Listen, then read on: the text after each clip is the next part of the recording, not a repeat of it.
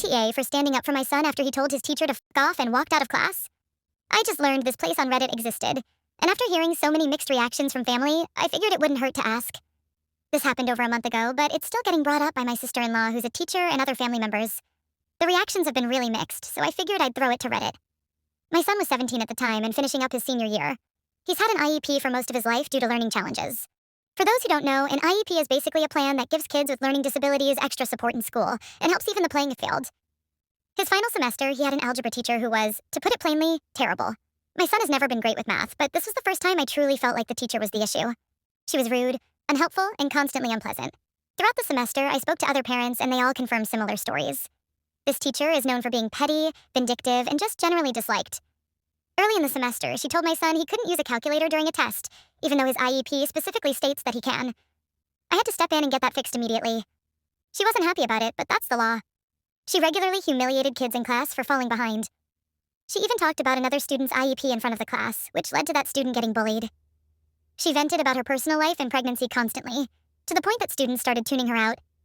She denied students the bathroom pass for no reason, even when they were completely done with their work. She rescheduled a quiz to interfere with senior skip day just out of spite. She clearly had favorites, and if she didn't like you, she'd ignore your questions or answer with an attitude. My son plays soccer, and she seemed to have something against student athletes in general. At one point, she moved my son to the back of the classroom, even though his IEP requires him to be seated up front. Again, I had to step in to get that corrected. Now, here's what actually happened. The week before finals, my son asked to use the bathroom during class. He had finished all his work.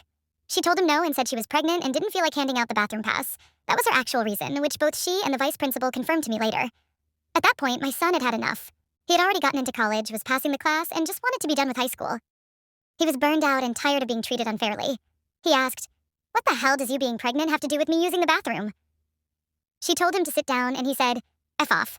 Either I go to the bathroom or I whip it out and piss on your desk," and walked out. She called security, had him picked up in the bathroom and sent to the office.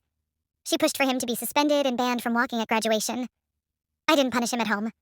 Was it the right thing to say to a teacher? No, absolutely not. But he was turning 18 just a few days later and had clearly hit his breaking point.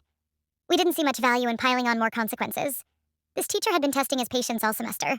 His father and I did sit him down and told him that while standing up for yourself is important, saying something like that to a boss or professor won't fly in the real world. We agreed that he could have gotten his point across without saying what he did. I also met with the vice principal and the teacher. The teacher was defensive, and the VP looked annoyed and almost embarrassed when she explained her reason for denying the bathroom pass. He even rolled his eyes at one point.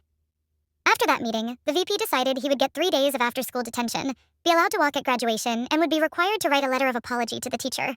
I had mixed feelings about the apology and the amount of days of detention. My son was pretty upset that I didn't push for a lighter punishment, but honestly, at that point I just wanted to keep the peace and get him through graduation. So yeah. Some of my family, especially my sister-in-law, think I handled this completely wrong and should have punished him regardless of the teacher's behavior. Others think I did the right thing by standing up for him and not adding more stress when the school was already dealing with it.